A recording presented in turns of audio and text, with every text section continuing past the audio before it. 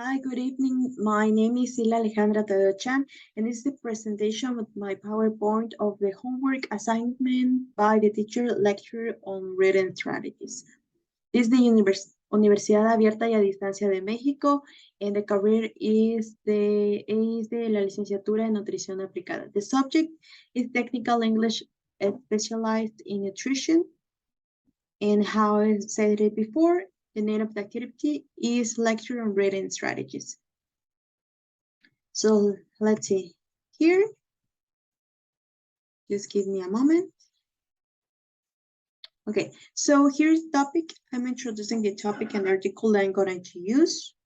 Personally, I have always been interested about the relation between the psychology and eating. So in this homework, I decided to look for an article that combines both. And this is called Unhealthy Eating and Academic Stress, the Moderating Effect of Eating, Style and BMI, Health Psychology Open. So in this case, here is how you can see, here is the article. So we're gonna see. So let's see. Now, which are the reading strategies I'm going to apply? I decided to apply how we've seen in all the classes the 3 different kind of strategies before, during, and after the reading. I decided to apply one of each of them. In this case, before reading, I decided to apply skimming, that is quick reading for general idea. During reading, clink and clunk. After reading, formulation and reply of questions. So here, let's see first, skimming. What is skimming? Well, skimming, according with the University of Tennessee, Chattanooga, is a technique that we use when, for example, in 3 situations. When the reader only is looking for a general idea, he doesn't want to read all, he doesn't want to get detail. He just wants to understand a global idea of the article or the text. He is reading, she is reading. When there's information that can be skipped, how I said before, it's not needed to read all the text, the whole text. And finally, when the text is nonfiction, for example, a scientific article. And now how to apply it? Well, how you see in the squares on the right side, we can see that there are at least 4 steps to apply it on a text. First, we see that first, we have to read the first few paragraphs in detail to get a good idea of what information will be about the text. Then, we have to read only the first paragraph, sentence of each paragraph, because they give us the main idea of each paragraph. Third, and now we have to drop down through the rest of the paragraph. For what? Well, we need to look for important information that maybe could support the previously main ideas that we have. Main idea or main ideas that we have already found. And finally, we have to skim and read in detail the last few paragraphs, because the conclusion or the summary at the end of too many articles, there we can find very important information about the conclusions that the researchers found or did. So here we're gonna see how to apply it in skimming on the original PDF. So let's move. We're moving to the original. Here is it. Here is the PDF. We're seeing on healthy eating and academic stress, the moderating effect of eating style and BMI. So let's see here. How we can see, the first paragraph is the introduction. The introduction is composed at least by 1, 2, 3, 4, 5, 6, 7, 8, 9, 10, 11, and 12. At least 12 paragraphs. So how is very long? We're gonna apply only the first 3. So let's see. Now we have to read the introduction. How I said before, we need to read it detailing. So let's see, the first paragraph. For many students, attending university can be a source of considerable stress. Generally, stress occurs when a subject perceives that environmental demands exceed their coping skills, and the stress response depends on both the characteristics of the stressful event and individual characteristics. So let's see, how we identify the main idea. I know we don't have to highlight the main idea. This strategy is not about that, but I will do it to make a difference from the rest of the text that is not a main idea. So let's see, what is the main idea of this text? Let's check again what it is about. Here is talking about the many students attending the university have their opinion or they think that it can be a source of considerable stress. What is the next sentences are saying? How we see the next two sentences, or just only one? No, are two sentences. The next two sentences, from generally to characteristics, keep supporting ideas of that. For example, okay, a student says that going to the university is something stressing. Okay, it's a factor. It's a stressing factor. So how the other sentences support that? How we see general stress occurs when a subject perceives that environmental demands exceed their coping skills, and the stress response depends on both characteristics of the stressful event and individual characteristics. So it means that it's giving a supporting yes, saying like, okay, the main idea is I say that university can be stressful, and the next sentences are saying this is because it is considered to some. This is because some students consider like that.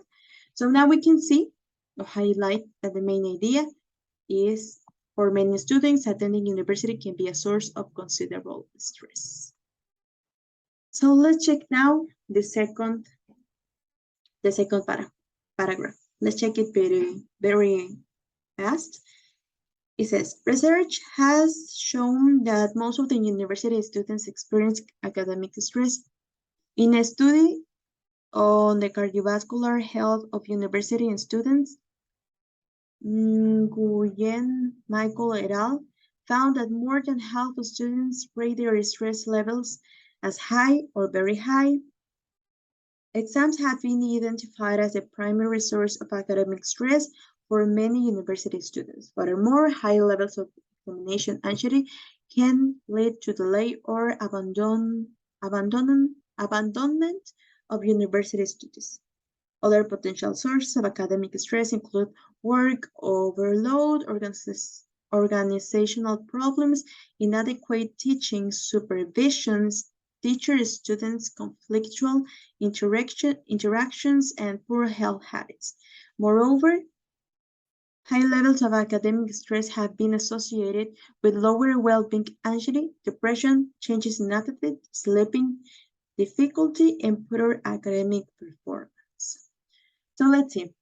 This is a longer paragraph of this headline, of the introduction. So it's very probably that we're going to find two main ideas. It's something very common. So let's see. Usually, main ideas come in the first or are located in the first sentences. So let's see if in this case it happens. How is it? Research, let's read it again. Research has shown that most of the university students experience academic stress. Okay? It is the other sentences. Now it is the question. Are the next sentences giving a supporting argument to support the last main idea mentioned? Let's see.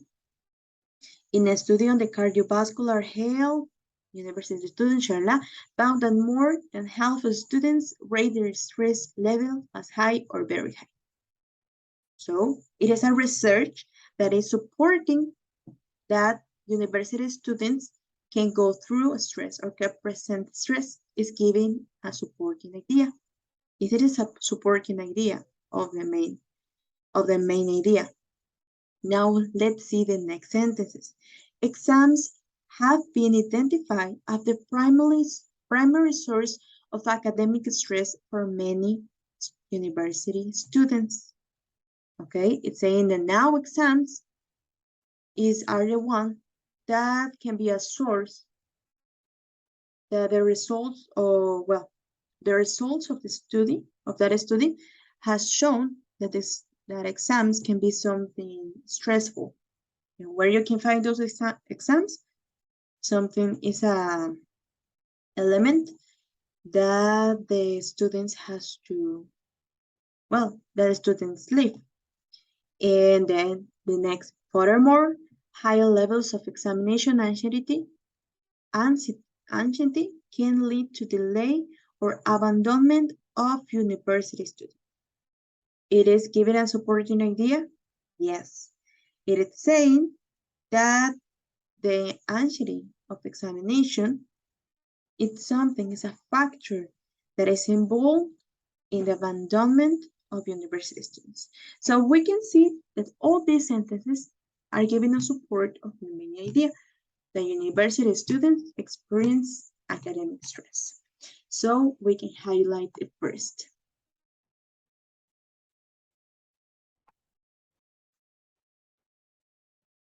Here is it. Okay, so now let's see. It is another main idea in this text. The answer is yes. Let's see, for example, after studies, let's read. Other potential sources of academic stress include work overload, organizational problems, inadequate teaching supervision, teacher-students, conflict or interactions, and poor health habits. Okay, it is supporting the main idea, the first main idea that we have found, so it can be a main idea neither. Let's see now the last one. Moreover, high levels of academic stress have been associated with lower well-being, anxiety, depression, changes in apathy, sleeping difficulty, and poorer academic performance. Here's the question. It is supporting the first main idea that we have found? No, the answer is no. Because in this case, it's not only given a reason of why students can experience academic stress, it's also given association. The idea that academic stress can be associated. So it's a main idea too, because it's not supporting the first one. Well, it is kind of supporting, but if we see, it's a main idea too. Okay, so now we're gonna highlight it too.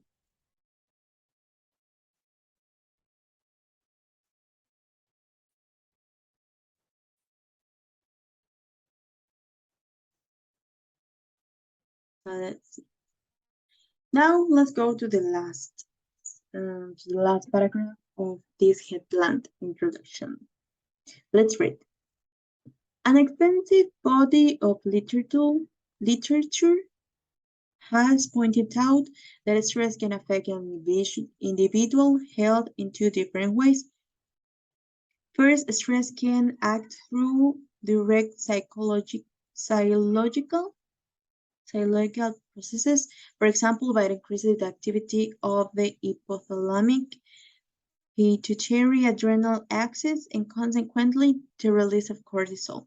Second, stress has an impact of health behaviors, including eating behavior. In this regard, human studies have shown in some cases an increase and in others a reduction in eating in response to stressful cues depending on the severity of the stressor and personality characteristics.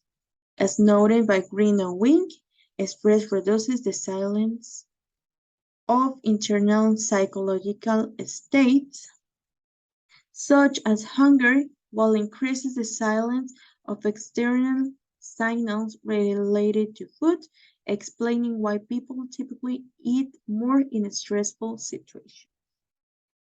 So let's see. Again, it is the first sentence is a main idea. Let's see why. Let's read it again.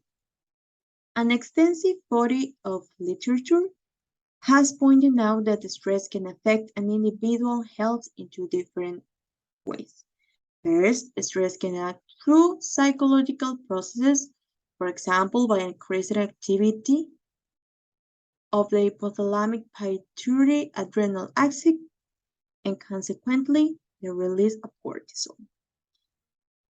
Let's check something. For example, if we see, here is given an example.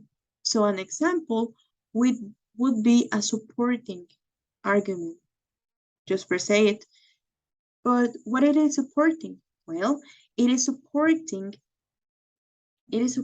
a main idea, or it's giving a reason of why stress can act through direct psychological processes. It's saying, okay, it acts through direct psychological processes.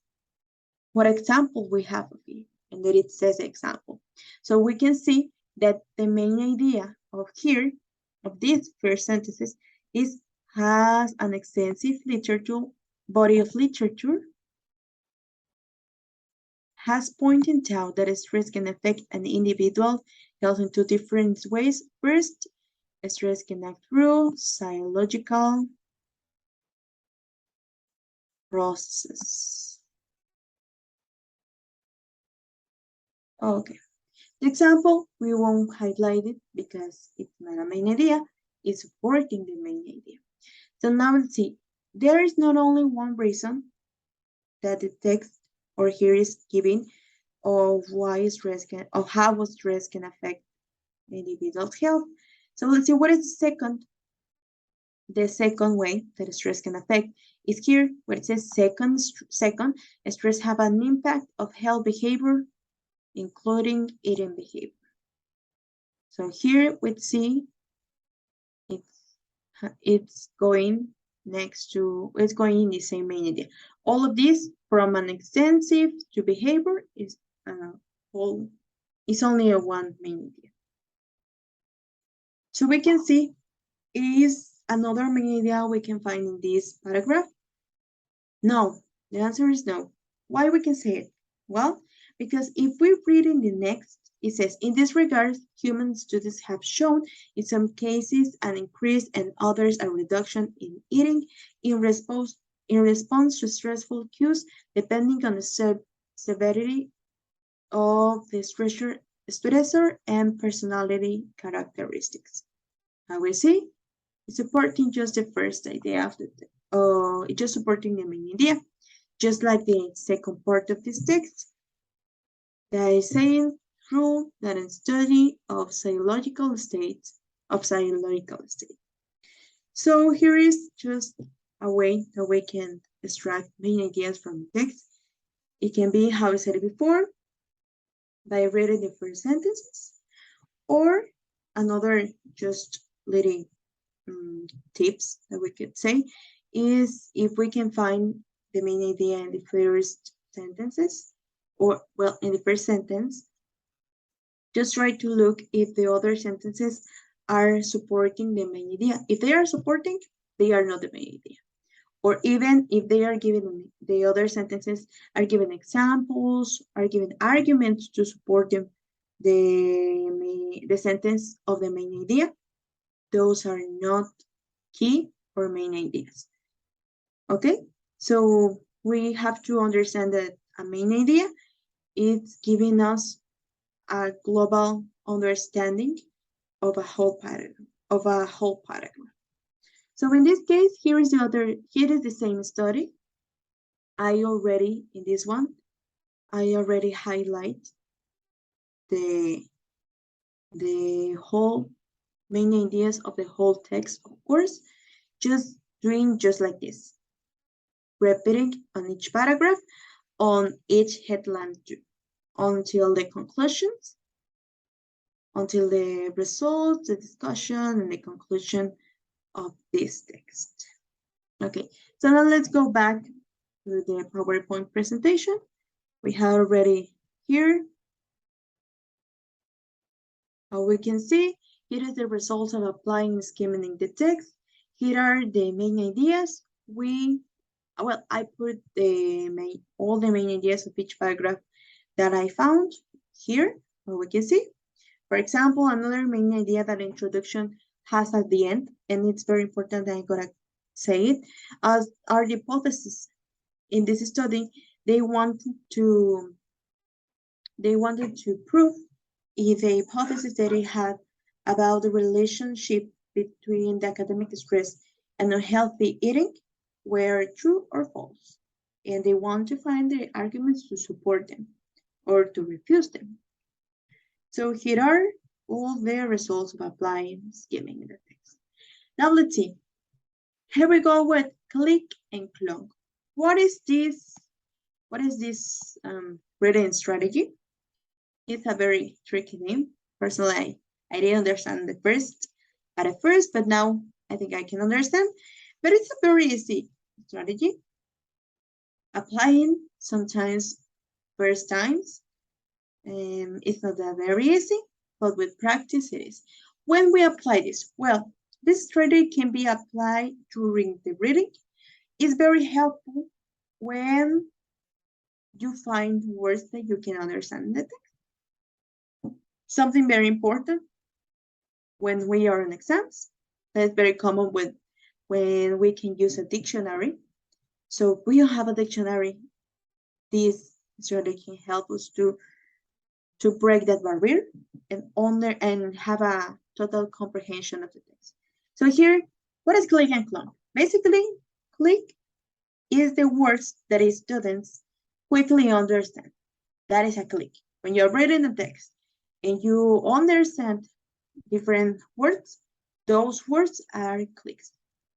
And when you find a word or words that you can understand and interfere with the comprehension of the text, that makes you stop and wait to say, okay, what am I reading? Those are clunks.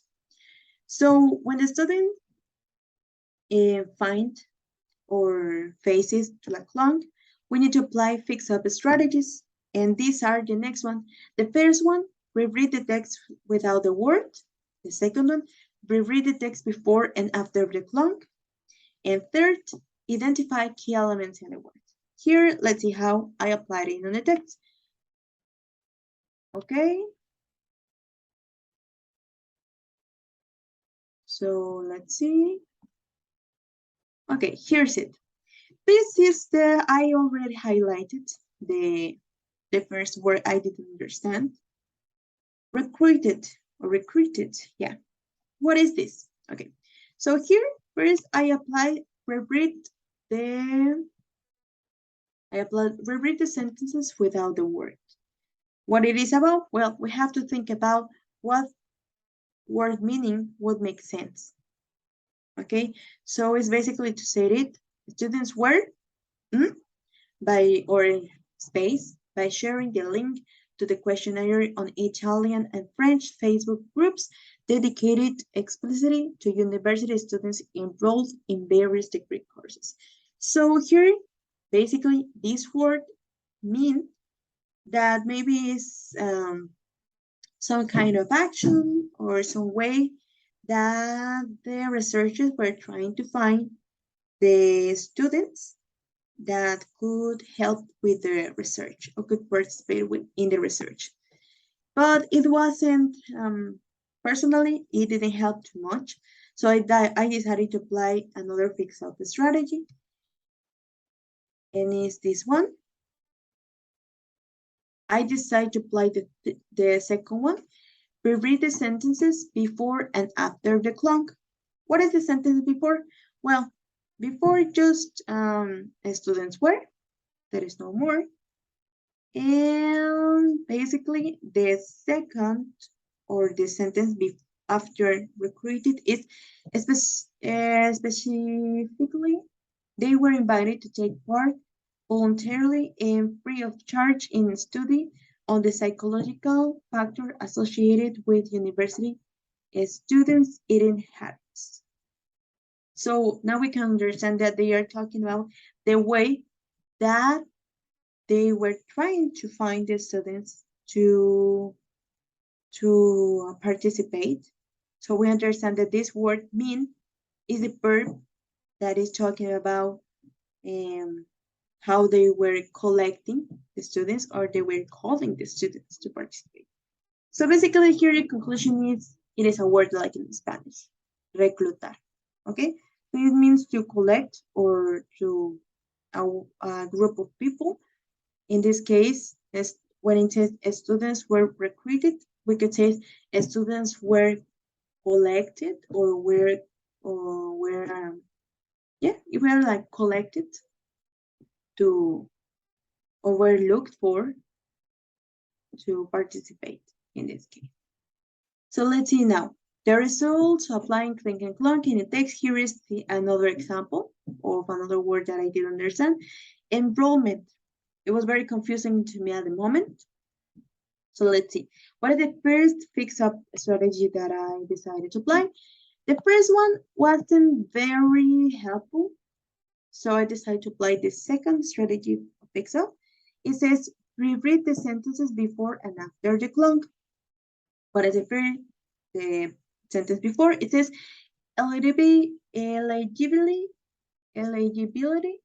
criteria were. Okay, so now we understand that it's talking about the criteria that they used. Okay, we were talking about some criteria and we check more detail the text. It says first a criteria is the age, BMI, and enrollment. So now we understand that enrollment is a criteria, like a characteristic, a quality, or that the students have needed to have to be eligibility to participate on the studio. And what is the sentence after? It says in a university course of study. It can be a little tricky. It's very confusing, the second part, but now we understand that it is talking that it is a characteristic that the student needs to have. But it's not, well, personally, I didn't understand that until here. So now, this is a fix-up strategy. Personally, I think it helped more than the before one. It is the third fix-up strategy, identify key elements in the word. In this case, we need to break. It's basically about to break the word, break down the word. To just trying to find if we can find prefixes, suffixes, or part of a word. In this case, we can, if we break up the word, we break down the word, we can find the first word, enroll. It is a word by my prior knowledge. I know that it is a word that means to be signed, to be registered in an institution, any kind of institution, and meant is a suffix used in English to convert a verb to nouns. So now we understand that the enrollment is talking about not the action. It's talking about the noun of the noun of the verb enroll. Okay? So we are not talking about the action. We are talking about a noun. And what is the conclusion then? Well, it is a word like just like in Spanish, inscrito. There is no more because it is just like we could say a synonym, just like I said before. It means registered, signed it. So in this case, the researchers were talking about that when the eligibility criteria were to be enrollment or to be registered or to be inscrito in the university. That's basically the meaning of this word. Now let's see a third example. Personally, in this one, I got very confused because I understood something completely different. And I thought at the first one that significance was something like significado or meaning, but no, this is not the meaning of this word. So which are the fix-up strategies that I decided to apply? First one, I decided to apply read the sentences before and after the clock. So here, let's see how it is in a look at the PowerPoint. The first sentence is then hierarchical multiple regression analyses were performed to test the its space, and the sentence abscesses of predictor and moderation effects of junk food, sweet food, and snack consumption. So now from this part, or from after this fix-up strategy, we can understand that it is a word, okay, that is talking about maybe, it's talking about maybe a noun, maybe it's talking about the noun. So let's see, I decided to apply then the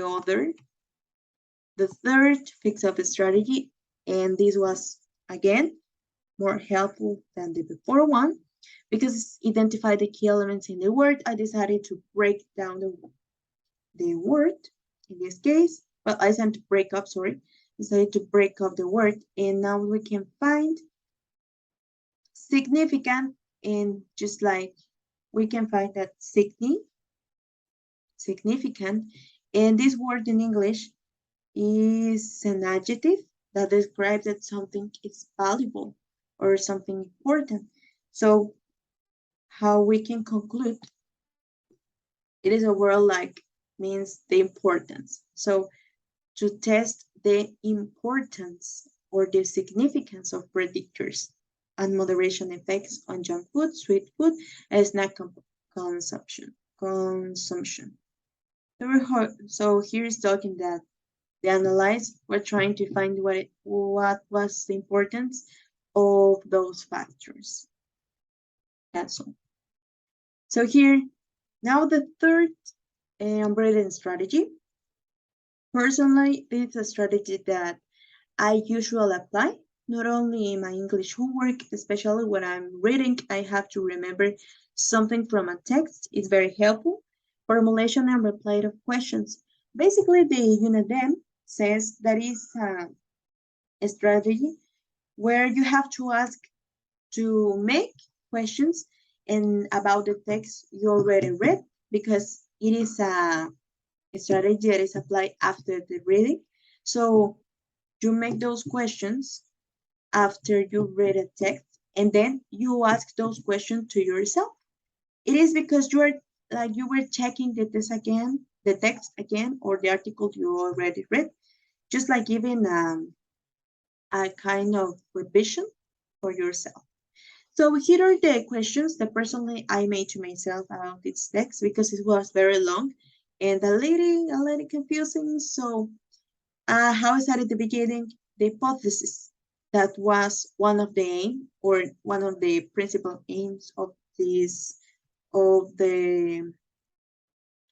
research. So there was five hypotheses. And here is the first hypothesis was academic stress, emotional eating, and restrained eating are positively associated with unhealthy eating. What was the conclusion about it? Just like it says, they found that stress is relating to academic expectations and positively associated with the consume of sweet food and snacking, while stress related to academic self-perceptions was positively related to junk food consumption and snacking. So basically, they agree. The first hypothesis that they had, they can found the researchers that it was positive. Okay, so now what is the conclusion that researchers did in relation with hypothesis number 2? What was the hypothesis number 2? Well, it says overweight participants, unlike normal weight ones, show higher levels of academic stress negative emotional eating, and increased consumption of unhealthy foods. So basically, they were trying to find if overweight people or students higher levels of academic stress, a difference to students that had normal weight. And again, just like in the last questions, by the text that I read, I remember that the conclusion they have about this hypothesis was that yes, they found that overweight participants had higher levels. How it says, they conclude that how they affirm in this hypothesis, overweight people show higher levels of negative emotional eating and academic stress, especially stress related to academic expectations and stress related to academic self-perceptions and unhealthy eating, specifically junk food and snacking. So let's see now, what is the conclusion that researchers did in relation with hypothesis number 3? Here's the hypothesis number 3. It says, eating styles moderates the relationship between academic stress and unhealthy eating. And again, according with the text, I remember that they found that this hypothesis was positive too. Eating styles can moderate it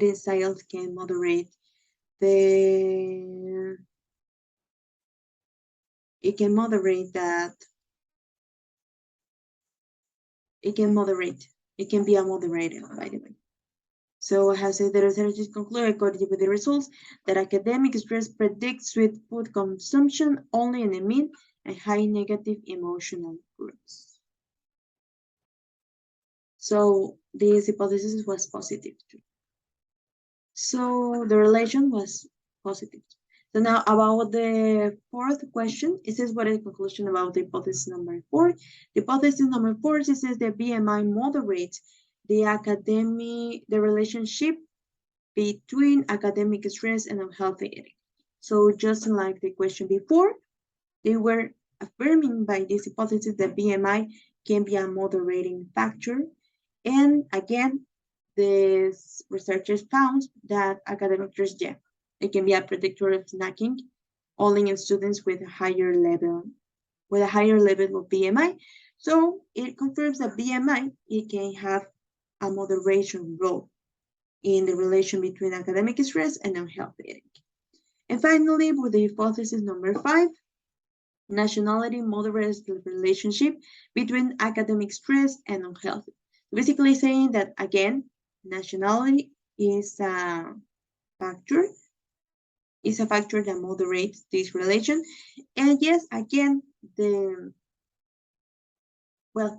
just saying about this point, they work with the students from France and from which one, the other country, I don't remember, but it were 2 European countries. So with those 2 European countries that they found, the results were different. So how it says, they conclude that yes, nationality can moderate the impact of academic stress on unhealthy eating, because according with the results that they found and the conclusion that they made, they found that it was not maybe a huge, but they were differences of these factors, academic stress on healthy eating in France, between France students and the students of the other country that I really don't remember the name of the country.